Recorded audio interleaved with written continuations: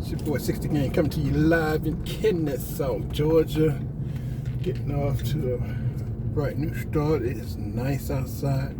I'm on my way back home. I just diagnosed a Samsung unit needing an ice maker.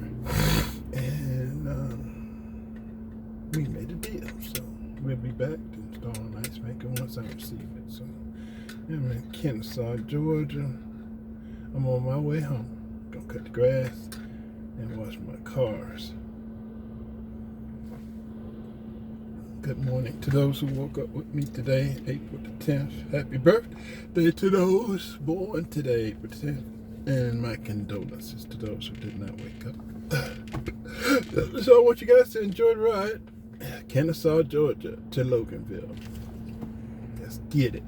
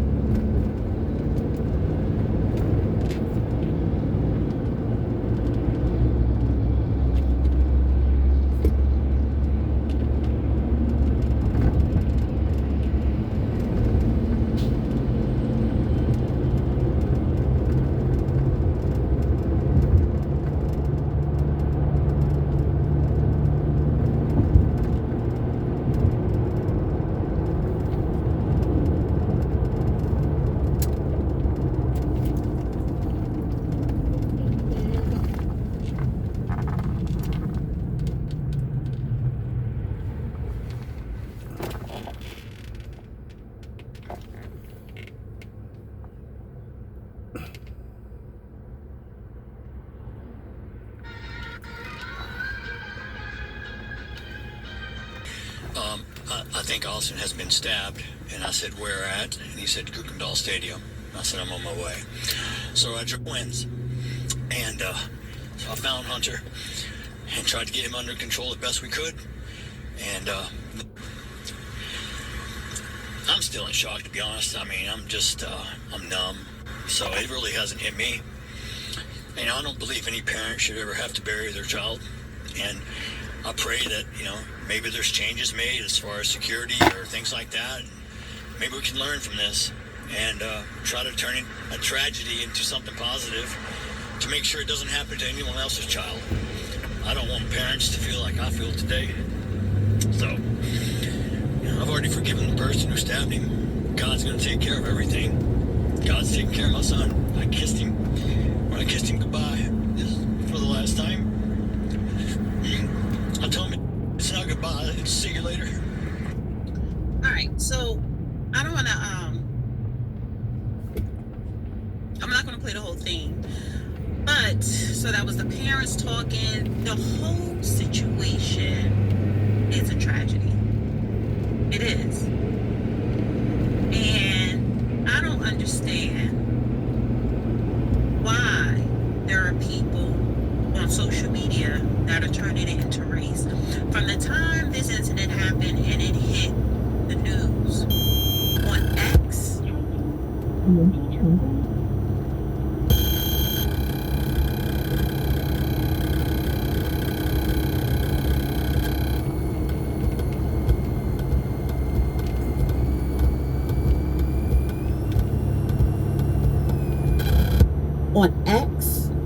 automatically there were a lot of white people, there were a lot of non-white people turning it into race. And these are content creators with large followings.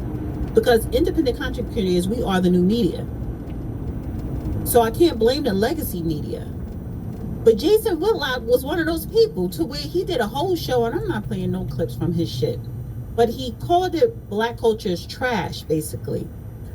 This has nothing to do with Black culture. And I want to throw the question why race doesn't matter in this situation. It is not about race. So I don't know why the Jason Whitlocks, people who created shirts saying white lives matter because of this incident. It has nothing to do with race. It has to do with American culture, American teenage culture.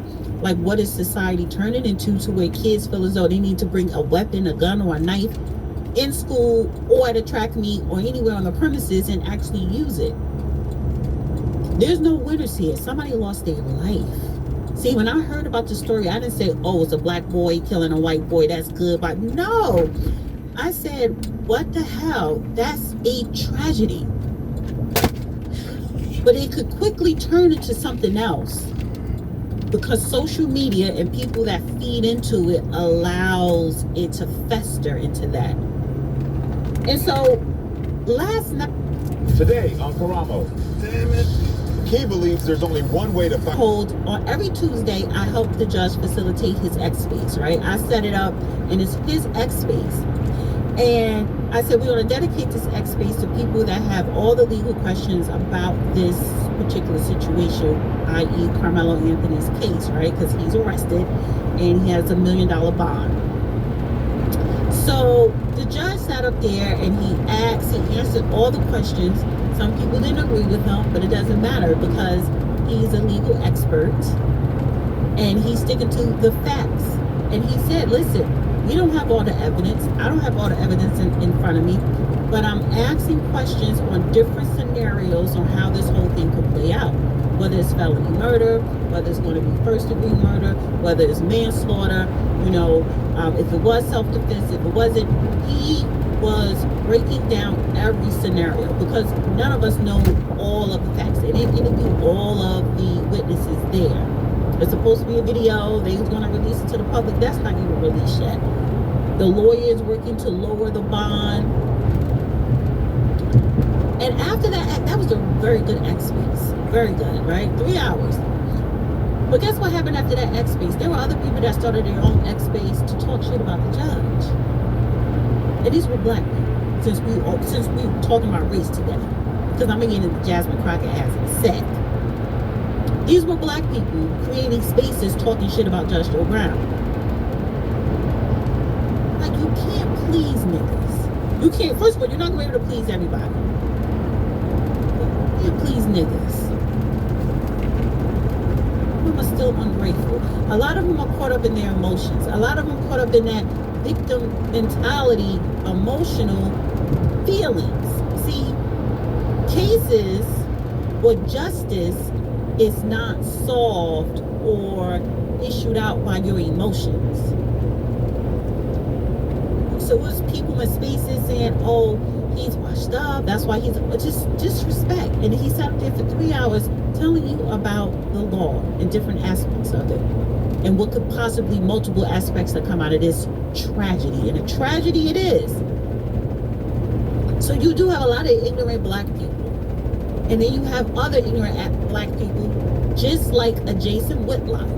And I'm going to play the Nick Fortes clip, just half the clip, because he's on some other mess, you know, saying monkeys and all this stuff. And I don't get down with that type of conversation. But when you do have a known racist, such as a Nick Fortes, and the last name sounds Spanish. Yes, the police report is out, but the police report is not all of the evidence.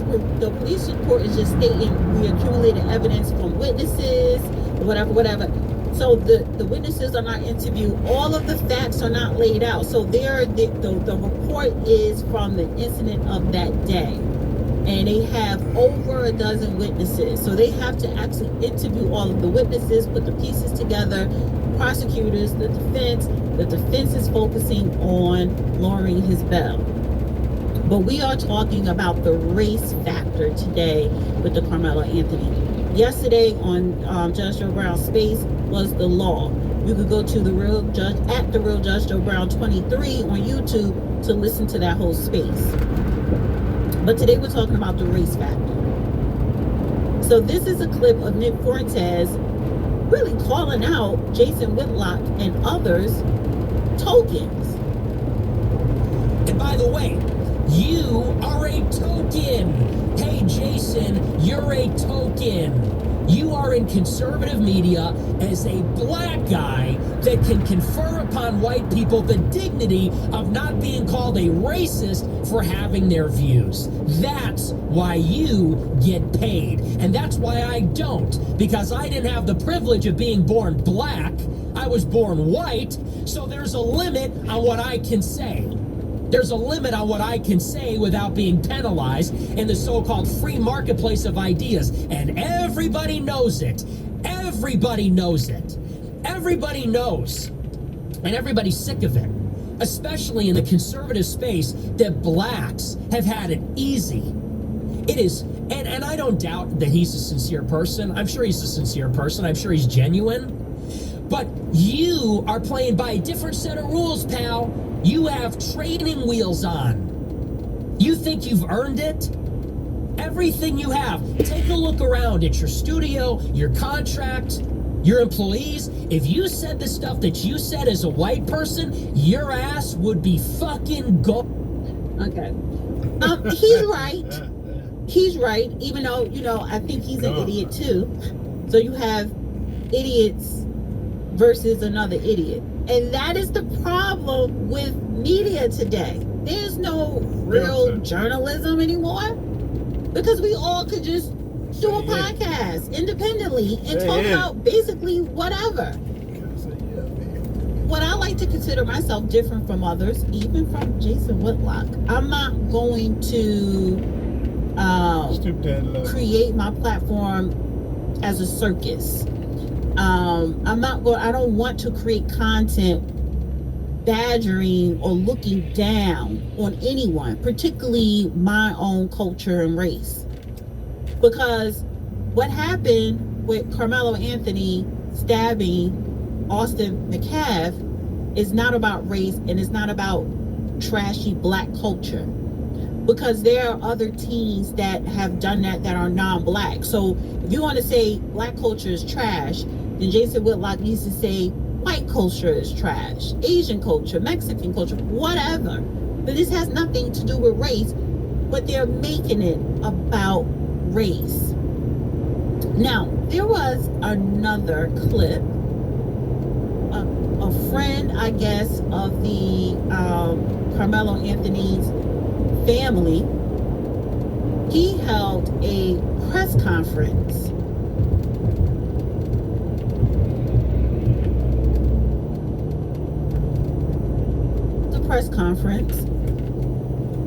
Dominique Alexander with the Next Generation Action Network spoke to the media on Tuesday afternoon after meeting with Frisco police about a track meet stabbing investigation.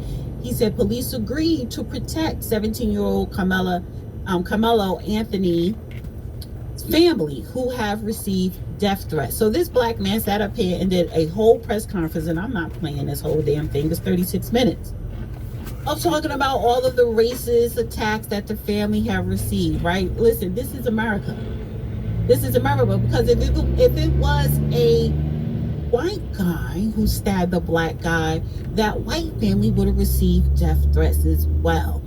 That's what people do here in America. This country was built on racism, discrimination, and prejudice, and bigotry, and that doesn't just change overnight. I don't care how many centuries go by. A lot of times, whatever your nation is built up on, that is how it's going to remain.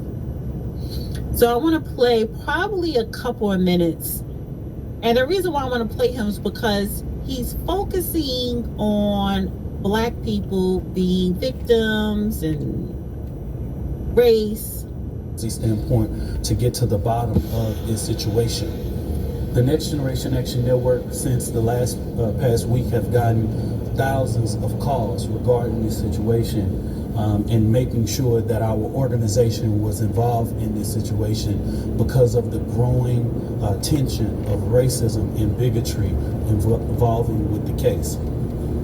I want to start off by saying that I appreciate the Deputy Chief John Stretch from being able to come here to meet with us, as well as the Assistant Police Chief Darren Stevens. These are two individuals who are currently over the investigation that is currently going on in Frisco ISD. Of course, let's start off in the proper way. I'm Minister Dominique Alexander. I serve as president and founder of the Next Generation Action Network, the largest human and civil rights organization in North Texas.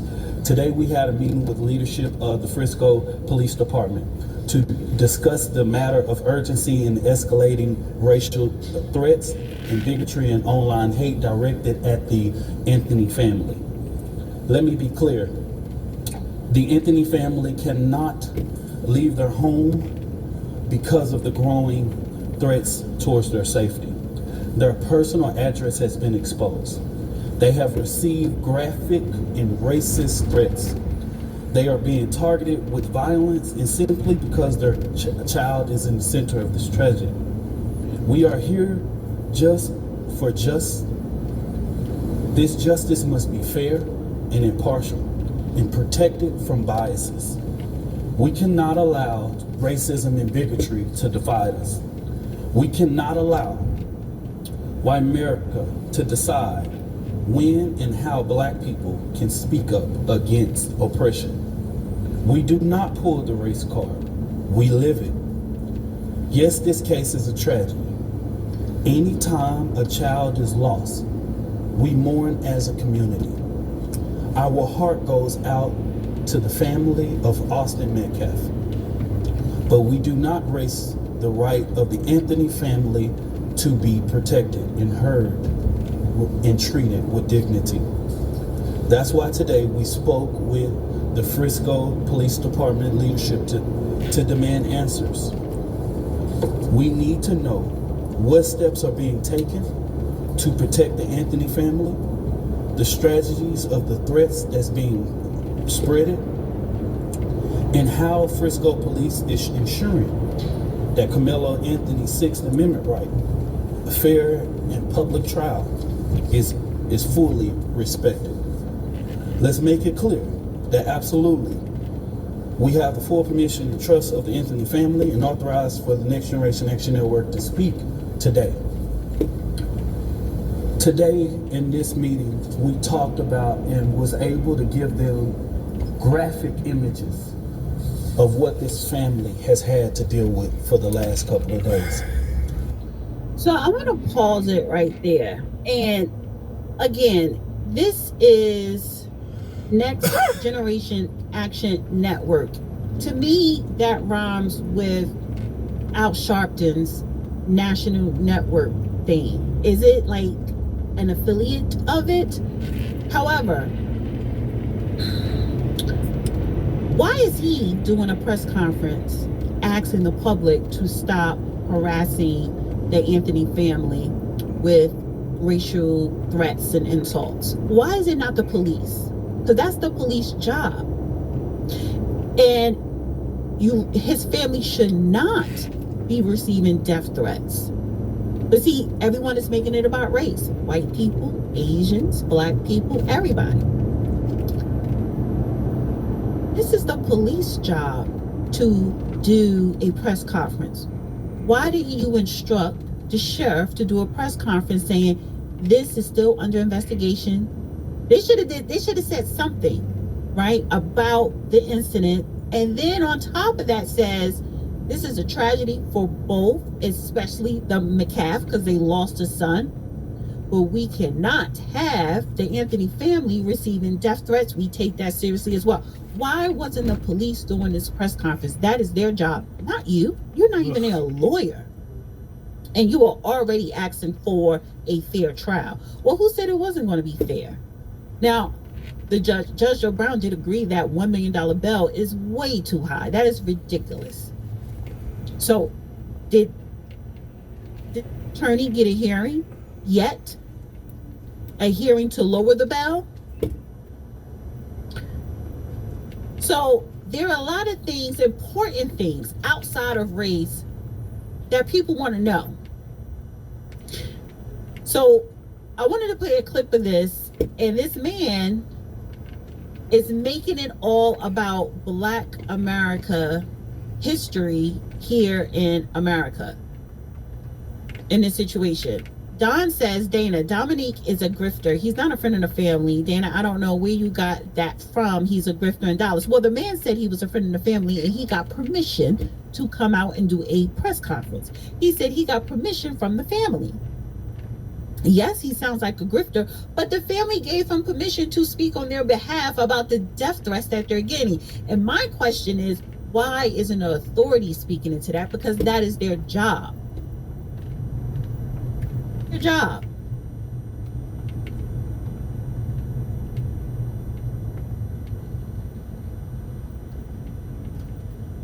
So what is the truth? What is happening to our youth here in America? That is the question that we all need to be discussing and having spaces on and talking about. What's happening to our kids? What are we as adults, parents, teachers, school principals, school superintendents, community, what are we not doing? What are we allowing? Oh, Austin McCaff is no longer here. Life cut short. Carmelo Anthony, this is the beginning of the end of his future. Short term. Because if he gets 10 years, 15 years, 20 years, he's going to do time. Point blank, period. He is going to do time. And he's going to be trialed as an adult. How much time? We don't know. The official charge? We don't know. But my God, this man will be in a prison with grown-ass men by the time he's 18. For long. And then getting a track scholarship, going to college to major in whatever, because he was a good student, got a good grade point average. That's all out the window. Youth is gone. We're really going to focus on race? How is that going to help Carmelo Anthony when he goes behind bars? Do you think those black inmates give a shit that he's a black kid? No. Everyone want to talk about race, white people, white lives matter, that bullshit. Black people, we had somebody in the speech yesterday talking about something. Oh, he should have carved out his heart. Are you serious? So to have that same energy when he goes to prison? Are you going to continue black people to put money on Carmelo Anthony's book 10 years from now when he's still in there? You're not.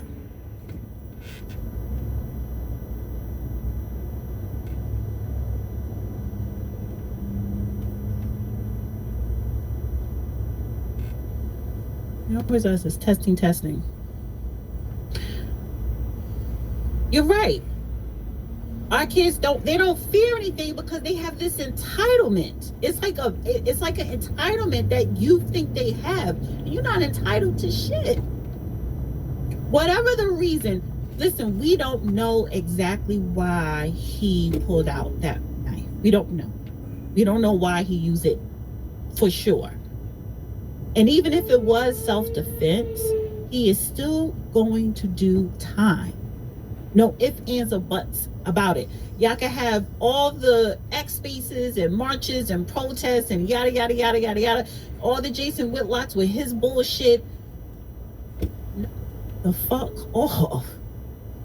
Because you're talking about two kids, teenagers, that don't know shit about life. One life is gone.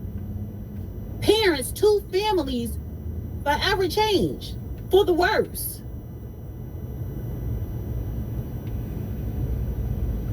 A lot of times, and this is the point that I'm trying to make here is, hold on for a second.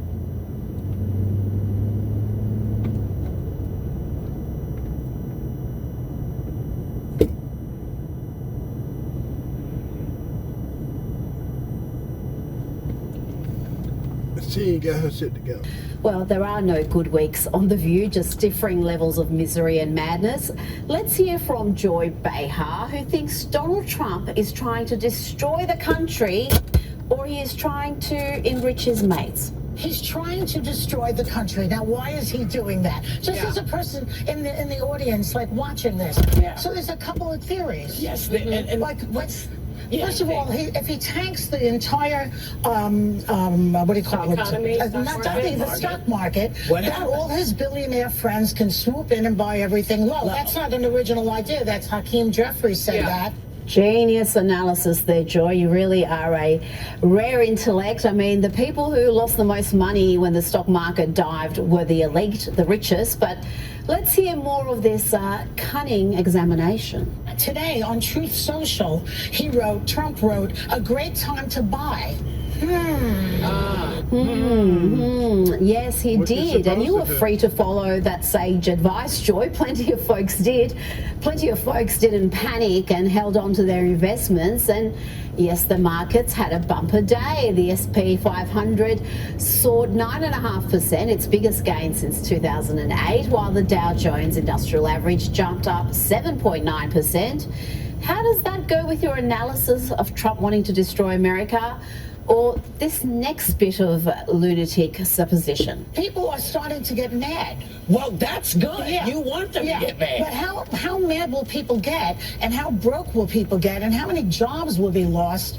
And then he can say, well, there's too much chaos, and now we're going to have martial law in this country, and he becomes a dictator. I mean, I don't know. That may be out of the bounds. Anything is possible. But it's possible. Yeah. So somebody watching the news, that's what I see. This is You know, why they if have you've riots riots. got good This friends is why they around you. They protest. are honest with you when you go off the rails. They don't feed your paranoid delusions. It's clear that Whoopi Goldberg is not a good friend And to they Joy sound because just she like 'em, encouraged too. that latest bout of crazy. She believes Donald Trump wants to crash the market so people go nuts and then he can institute martial law. Okay.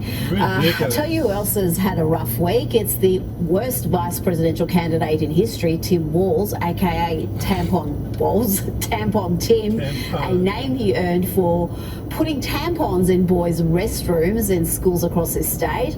Well, here he is in the Minnesota capital being booed by veterans, and for good reason, because Tampon Tim's other nickname is Stolen Valor Walz. Coward.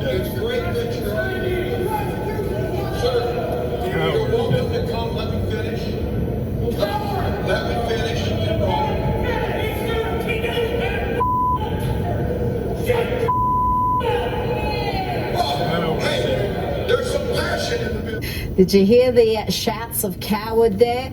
Let's hear from Tim in front of a far friendlier crowd here. He claims that we should celebrate success, but then he says we should demonize Elon Musk. I think Democrats supporting families, supporting the working class, supporting unions, but I think we have to separate and have a message here. It's okay in America to be successful. What we should demonize is people like Elon Musk and those people that do that, and that's different. Yep, try to make sense of that. You know what? Tampon Tim is going to be extra depressed today because Tesla shares are soaring. Despite the unhinged violent attacks we've seen, attacks that Democrats refuse to condemn, here is Chuck Schumer. What's your opinion of the violence against Tesla, their products? What are your thoughts on that? Do you denounce the violence against Tesla products and dealerships and cars in the streets? I can't talk about Tesla, but Elon Musk is a disaster for America, and America knows it. Look at Wisconsin. What? What? Now, proving that misery loves company, let's check in with the hideous propagandist, George Conway. Remember when he was feeling joyful and gleeful? He was emboldened, defaming Donald Trump, believing that these sham trials were going to make Donald Trump unelectable? He's a deeply disturbed, a deeply morally bereft human being who has no conscience, has no morality, has no empathy, has no remorse, and is sadistic. Oh, those were the days for George, but those heady, delusional days are well and truly over. Watch this 30-second compilation of George crying like a little girl. You're welcome. I'm going to get moist-eyed here again. Or whatever it is that these people seem to be. And I went so far, actually, yesterday to Arnold and Porter. That also was very moving because something people want, and I wanted, and us. We're all in this together, rule of law. And some people just don't give a, and that makes me angry. And daughters of Judge Rifkin And to another miserable aging dolt, here is techno dude Moby, who seems to think billionaire Donald Trump is really, really bad at business. He also seems to think that Trump supporters have regrets. Who's going to break it to him? So, for the people who voted for Trump or have supported Trump, can you finally just admit you were wrong? Trump has spent his entire life bankrupting businesses, and now, surprise, surprise, he's bankrupting the United States. So look, we can move on, but if you supported Trump or voted for him, just please, finally, now, just admit you were wrong. Now let's end with more weapon-grade crazy from a host view. Sunny Hostin shows she can be just as irrational and race-obsessed away from the View desk as she is on it. Here she argues that many blacks and women will not be able to participate in the democratic process if we have voter ID laws. Don't have cars, don't have driver's licenses. So it's sort of a vestige of, I think, post-slavery laws where black people had to prove their right to vote. And oftentimes they couldn't vote because they couldn't pass some crazy test or they didn't have the appropriate ID. It also affects women that are married. Maybe your passport reflects something that's different on your birth certificate or on your driver's license. So really the bottom line is voter suppression. And I agree with him 100%. It's a brilliant notion that less voter ID laws allows more people to vote. Only problem, Sonny, is that we don't want more people who are not eligible to vote. And how bigoted of you to suggest that black folk and women don't have IDs. That's what they mean by the bigotry of low expectations. The US-China trade war is well and truly underway, with the Trump administration determined to bring the CCP into line. And though much of the corporate sector is thinking in the short term and worried about daily share market fluctuations, there are business leaders who want China to pay. Here is Kevin O'Leary on CNN. 104% tariffs in China are not enough. I'm advocating 400%. I do business in China. They don't play by the rules. They've been in the WTO for decades. They have never abided by any of the rules they agreed to when they came in for decades. They cheat, they steal IP. I can't litigate in their courts. They take product, technology, they steal it, they manufacture it, sell it back here. Never has an administration 400% tariffs. What I want Xi on an airplane to Washington to level the playing field. It's just not about tariffs anymore. Nobody has taken on China yet, not the Europeans, no administration for decades. As someone who actually does business there, I've had enough. I speak for millions of Americans who have IP that have been stolen by the Chinese. O'Leary understands what Trump understands, indeed what Trump has been saying since the 1980s and what he campaigned on. None of this should be a surprise. Tariffs are a powerful tool, and when it comes to China, it's time to make them pay. You may not like his style or his rhetoric. Finally, an administration that puts up and says enough. 400% tariffs tomorrow morning. And I'll tell you why. Xi can only stay the supreme leader if people are employed.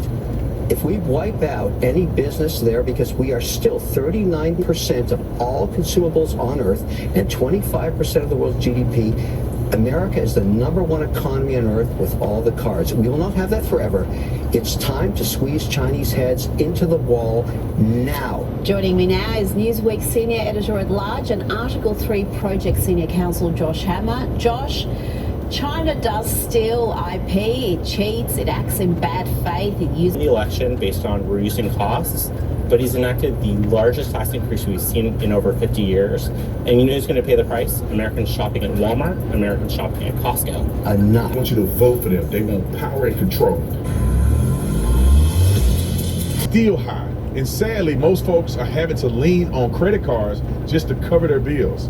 That's why credit card debt is at an all-time high. Guys, it was breaking news about Donald Trump and his terror situation. I said it at the very beginning. I don't know why people get skittish. You know, you got the Trump haters who say everything Trump do is wrong, and then you got people who jump ship to ship to ship when things get bad. I told you guys, the Dow is surging right now.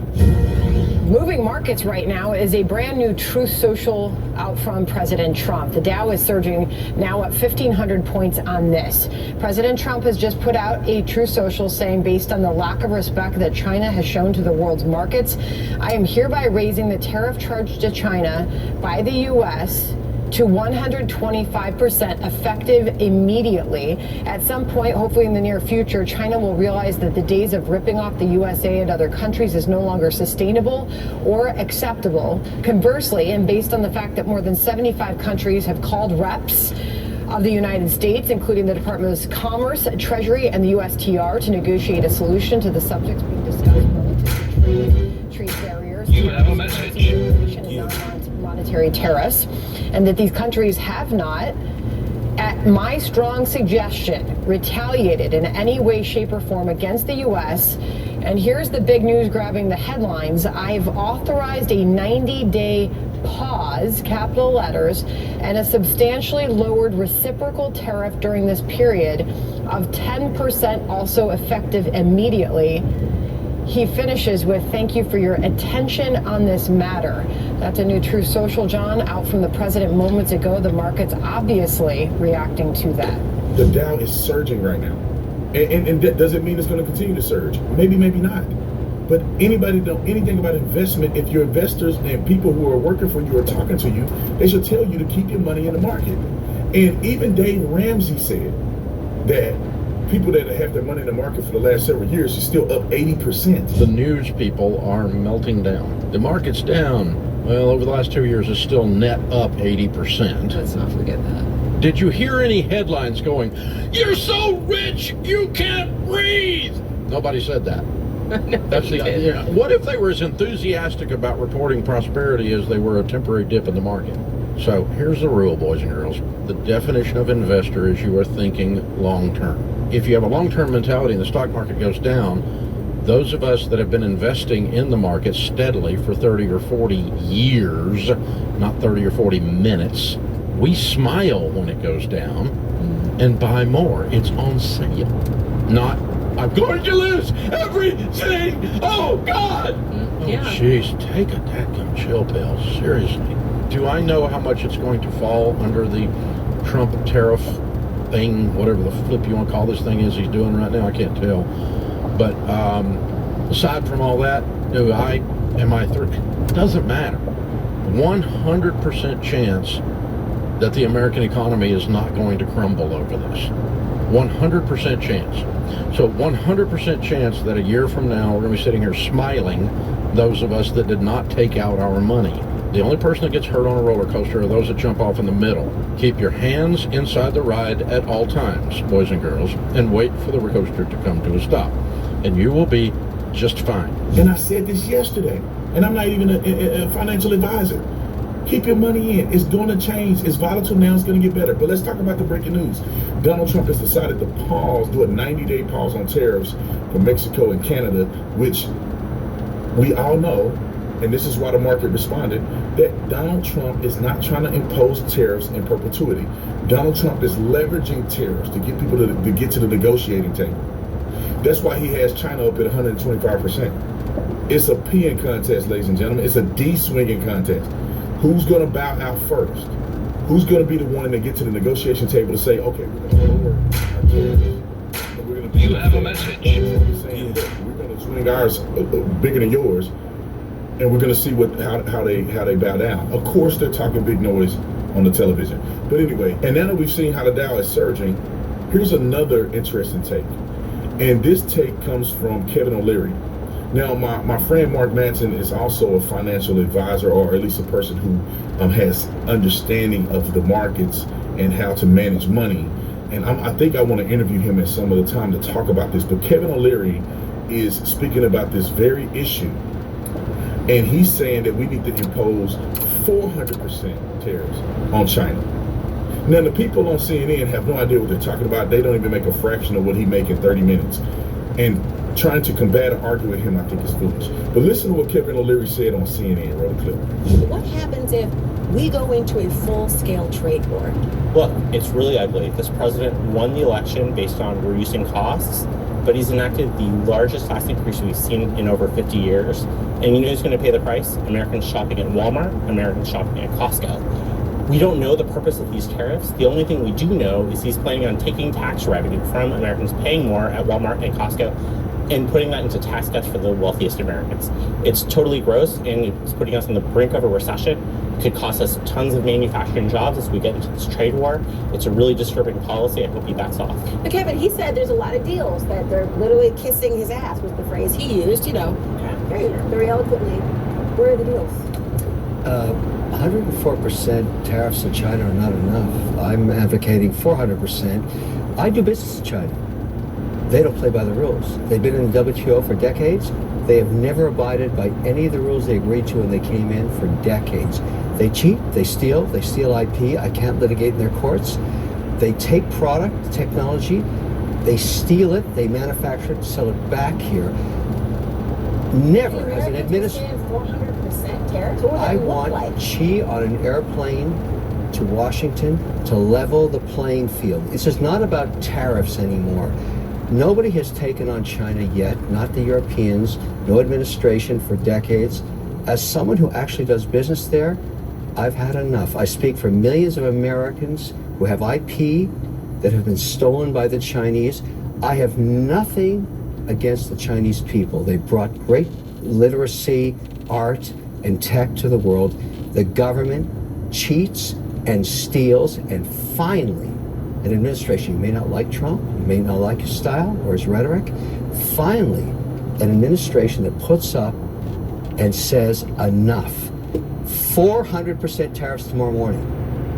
And I'll tell you what, Xi can only stay the supreme leader if people are employed. If we wipe out any business there, because we are still 39% of all consumables on Earth and 25% of the world's GDP, America is the #1 economy on Earth with all the cards. We will not have that forever. It's time to squeeze Chinese heads into the wall now. Well, I'm hold not on talking a about second. tariffs. Well, I hear you, but hold on. If we're talking about people, the average consumer, not necessarily the head honchos of businesses all across the globe, can they withstand the pressure of that sort of tax on the goods? Short-lived. There will be. But what's your timeline compared to, you don't know the average American's timeline, what they can actually survive. There's people right now who can't survive. 400% tomorrow morning, cheese on an airplane to Washington to cut a deal. I think he's on to something. I think he's right. When will anybody stand up to China? The funny thing is that what happens is they're kicking the bucket down the road. They're kicking it down the road. They're kicking it down the road. They're kicking it down the road, and hoping that somebody else take responsibility for this. They've been kicking our budget and finances down the road, down the road. We're going more into debt, more into debt, more into debt. Who's going to look into this debt?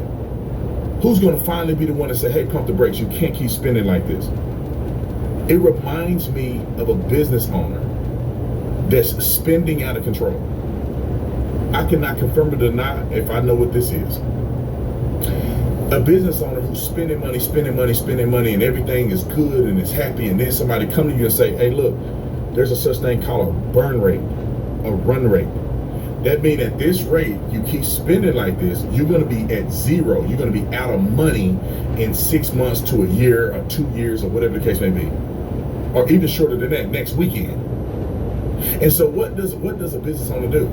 A business owner has to take financial advice and say, at some point, everybody, we can't do snacks no more. Hey, I'm going to have to cut some benefits here. Hey, I'm going to have to drop. You have a message. Take a salary for us to recover. Hey, we can't go on fun trips no more. We can't do business outings. Nobody's getting a raise this year.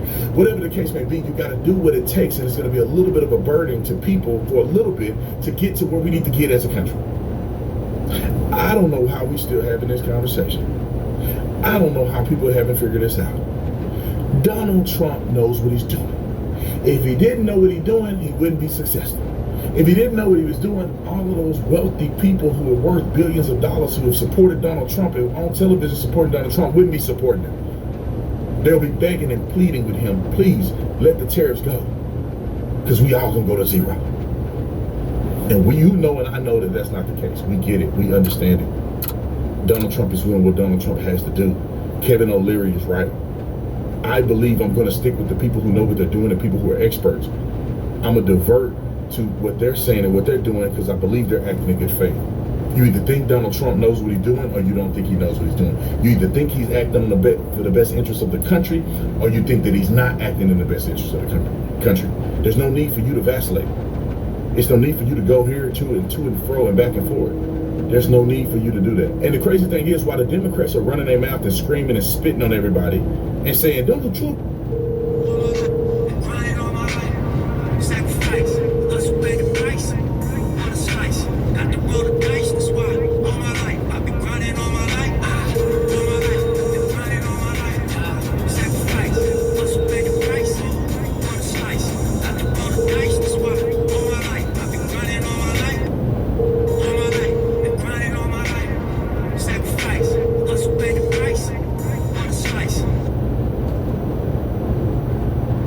use the top row to clip. Mr. Speaker, this issue of granting most favored nation status to China is a very important one for the American people. It is about nothing less than our economic future, our national security, and our democratic principles.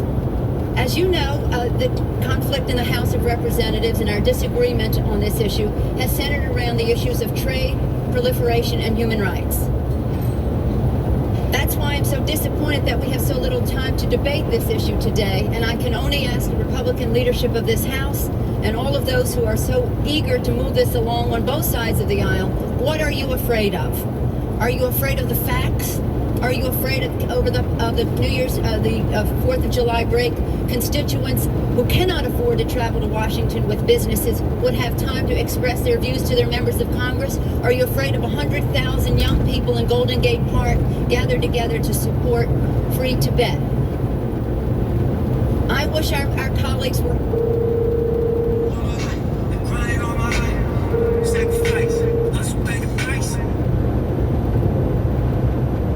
Congress will be asked to set down a marker. How far does China have to go? How much more repression? How big a trade deficit and loss of jobs for the American worker? You have a message. Proliferation has to exist before members of this House of Representatives will say, I will not endorse the status quo. As I mentioned, it's about jobs, proliferation, and human rights. And there are those who say we shouldn't link human rights and trade and proliferation and trade. I disagree. But if we just want to take up this issue on the basis of economics alone, indeed, China should not receive most favored nation status for several reasons that I'd like to go into now. I'd like to call the attention of our colleagues to this chart on the status quo that the business community is asking each and every one of you, each and every one of us to endorse today. Right now we have a $34 billion trade deficit with China, the 1995 figure. It will be over $40 billion for 1996. Since the Tiananmen Square massacre, this figure has increased 1,000%, from $3.5 billion then to about $34 billion now. In terms of tariffs, I think it's interesting to note that the average U.S. MFN tariff on Chinese goods coming into the United States is 2%. Whereas the average Chinese MFN tariff on U.S. goods going into China is 35%. Is that reciprocal? On exports, China only allows certain industries into China, of U.S. Industries into China, and therefore only 2% of U.S. exports are allowed into China. On the other hand, the U.S. allows China to flood our markets with a third of their exports, and that'll probably go over 40%. And it's limitless because we have not placed any restriction. In terms of jobs, this is the biggest and cruelest hoax of all. Not only do we not have market access, not only you have a message. Not only are our exports not let in very specifically, but China benefits with at least 10 million jobs from U.S.-China trade. The president in his statement requesting this special waiver said that China trade supports 170,000 jobs in the United States, 170,000 jobs, whereas our imports from China support 10 million jobs at least. Please, you.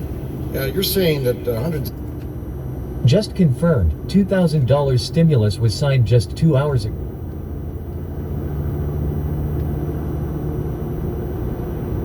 Million jobs at least.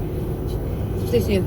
You're saying that 170,000 jobs are created in the United States by the China trade, but aren't there many more jobs that are lost in the United States? Well, that's my point that I was getting to. I appreciate the gentleman for focusing on that. The fact is that U.S.-China trade is a job loser.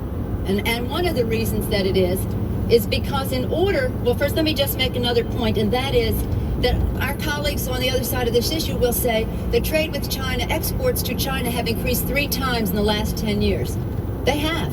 But they fail to mention that imports from China have increased 11 times, thereby leading to this huge trade deficit.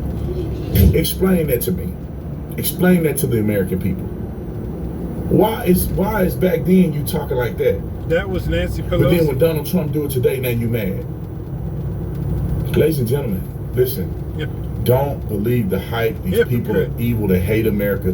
They are not telling you the truth. They want everything that Donald Trump to do to be of the devil so you can vote for them. Not because the country will be better, not because they really care. It's because they want you to vote for them. They want power and control, and we can't give it to them. Just relax. Donald Trump got this thing figured out, and if he don't, we all, you know, we put our faith in it, and we went in one direction, and it may work, it may not work. We'll see.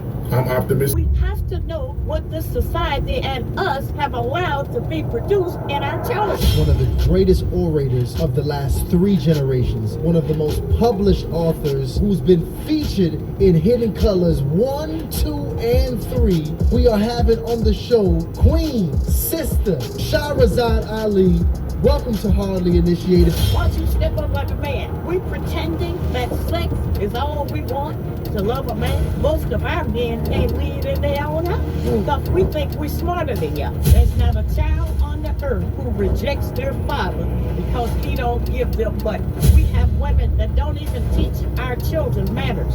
What are the essential qualities that you feel I should be looking at as a man? The white power structure systematically kept you from...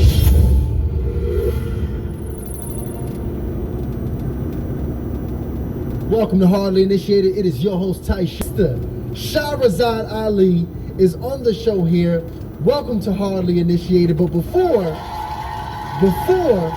we go ahead and bring this beautiful sister, they had ever put in our community that separated the mother from the cub, the mother from the baby. Prior to that, we had many 2-parent homes. Then we had 1-parent home. And by the time Frank was over, we had the no-parent home.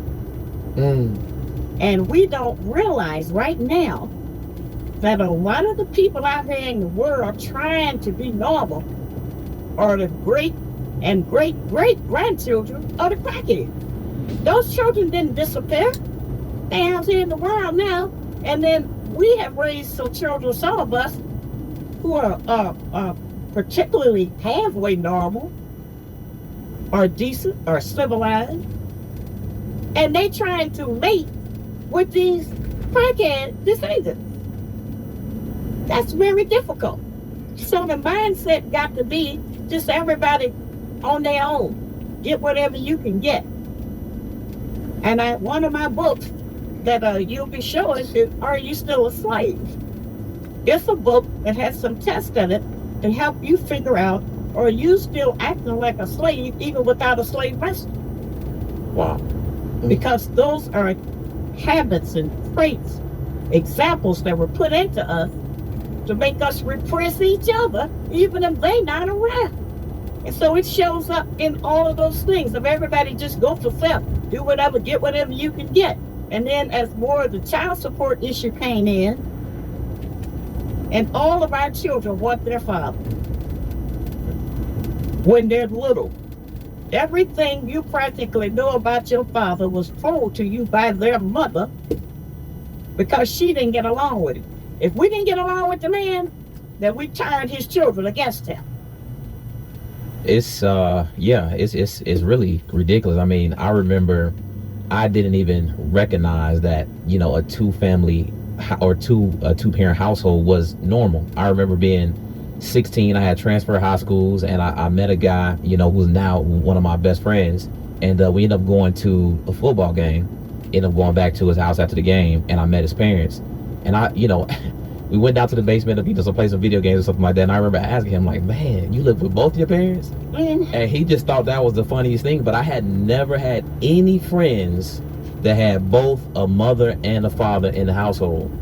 And with that you're telling the truth, because when my son went to jail for being a fool himself, he said he was the only one in that end of the whole prison, 1,800 men, that had a picture of his mother and father together.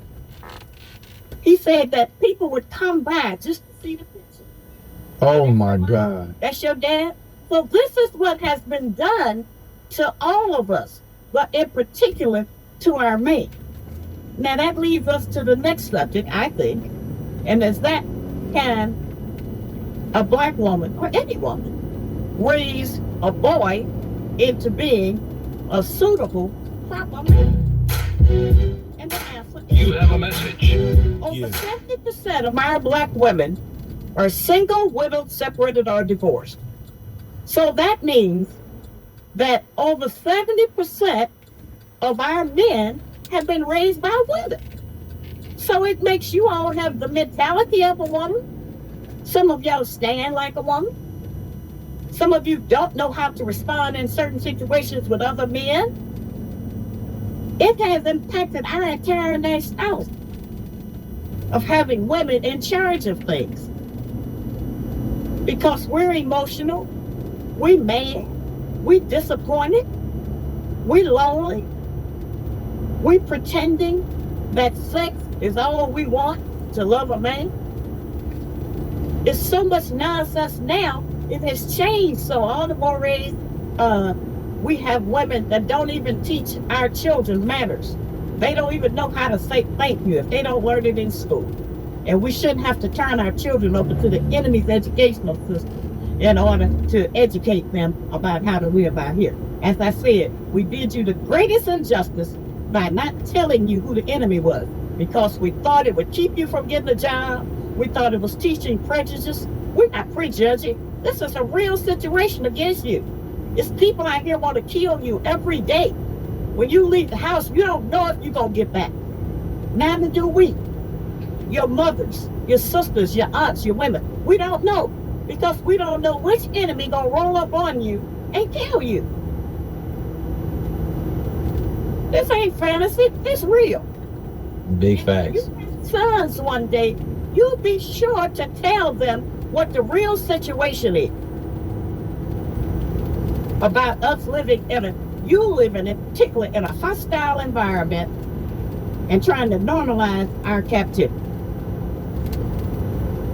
And so we out here looking at football and baseball and sports, and your rappers are not going to be your next leaders.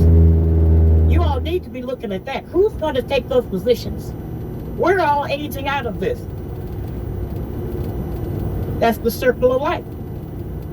And so the hope for our future, first hope is divine interference. Divine interference. And what do you mean by that? That means that we have to have God to get involved with our situation. Because we ain't never going to have enough bullets, hospitals, food, water, or anything else to support a war with it. Help us out, sister. How would you say that spirituality and God impacts relationships overall? Well, I think it's very important because we have an exaggerated sense of who God is and what his capabilities are. And I think that it helps give you some guidelines. Every relationship is a marriage. Every kind, with whoever it's with. Your mother, your father, your sister, whoever it's with. Every relationship is a marriage of sorts. And in order to have a marriage that is workable, then you must have some rules and regulations and boundaries. Well, rules and regulations and boundaries are not being taught anymore because nobody's teaching them. The people that's in charge of that, who is the mothers. That's all true about what is it, from the cradle and all of that about it take a village. It might, but the village is not prepared. And we are not willing, I think our women today are not willing to make the kind of sacrifices that would have to be made to get our black nation, and we are a black nation within a nation, to get our black nation back on track. And what are those? And I want to get a picture of what those sacrifices might look like, by the way. Teaching your children to have manners, teaching your children to respect their elders, teaching your children to obey, to eat their vegetables, to follow the instructions from the teachers in class, to obey, to do their chores. Simple shit. Any instruction. We haven't taught that to our children. If you don't believe that, go in the grocery store with a young woman with her children. And see where she goes. And see how famished they are, running around and acting like complete fools. And the mother's usually on the phone or something. It don't even matter. And look Now, at what they buy. I'm not talking about those of us who have tried to improve on our bloodlines. I don't mean that. But however, every nation is judged by its worst example. So when people from overseas, as an example, look at the black woman in America, they're not necessarily looking at me or some of the other women that I know. They looking at corn. Black women in corn. They looking at today black women going on the Facebook and the Instagram, shaking their naked behinds. Some of them are mothers and daughters standing next to each other, shaking their naked behinds. This is the desperation that we have and the penalty that we pay for not getting along with you. Understood. No, not at all. Not at all. And so sometimes, you know, you need something nice and sweet to drink, but you also got to get your bitters in. And today, we about to get our bitters in today because this is the truth. And I want to get some clarity from you because, you know, you can do anything. If we agree to change, you know, as a conversation that you had mentioned earlier that we really do need to have with each other when we're trying to get together and mate. Because we don't know anything about mating. We don't know anything about genetics. We don't know any of that. And we don't have the proper information to study because we, even as black people, don't agree on this. it's so powerful. It's very strange to me because you dropping these